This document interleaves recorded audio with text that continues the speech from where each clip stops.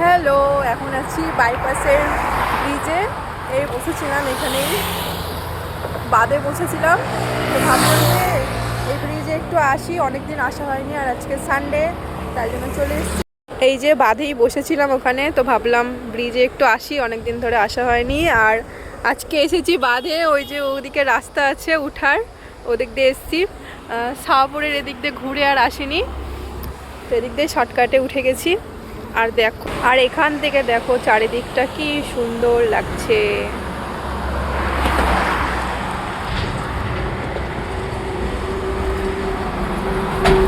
তখন এটা দিয়ে উঠেছিলাম, এখন এটা দিয়ে আবার নামবো। উঠে তো গেছিলাম, কিন্তু নামতে তো খুব ভয় লাগছে।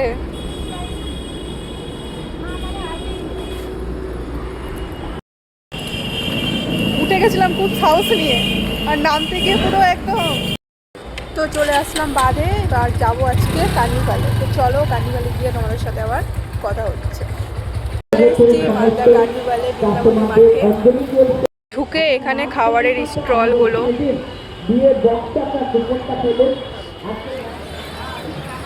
এই যে সন্ধ্যাবেলা ভালোই ভিড় আছে। আমরা কিছুক্ষণের মধ্যে রেজাল্ট কালীগড়ের স্টলে নিয়ে নিলাম চিকেন ললিপপ। তো চলো খেয়ে বলি চিকেন ললিপপটা কেমন খেতে।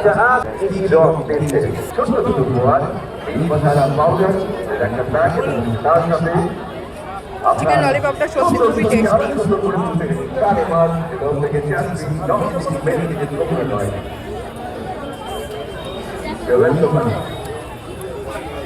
এরপরে আসলাম এখানে মোমোর স্টলে, এখানে আমরা ট্রাই করব ফ্রাই মোমো।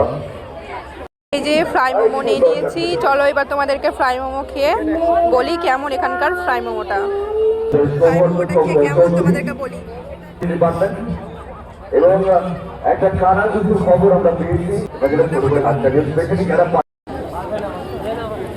কোনো স্টলে এতটা ভিড় নেই, এখানে চায়ের দোকানে যতটা ভিড়। তো চলো এখানকার চা খেয়ে বলি কেমন।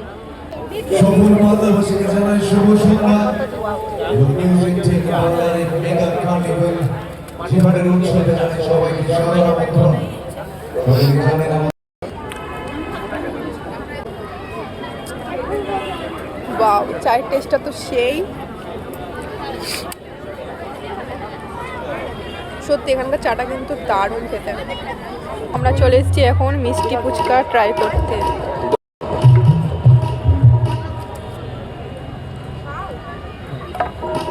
দেখতে তো ভালোই লাগছে মিষ্টি ফুচকা, চলো খেয়ে বলি এবার মিষ্টি ফুচকাটা কেমন।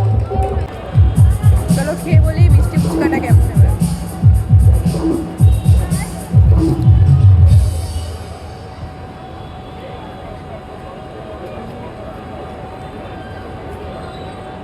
এক কথায় দারুণ। ছোটবেলা আমিও এরকম এই গ্যাস বেলুনগুলো কিনতাম, এখনো কিনতে ইচ্ছা করে। আমিও কিনে নিলাম অনেকদিন পর গ্যাস বেলুন।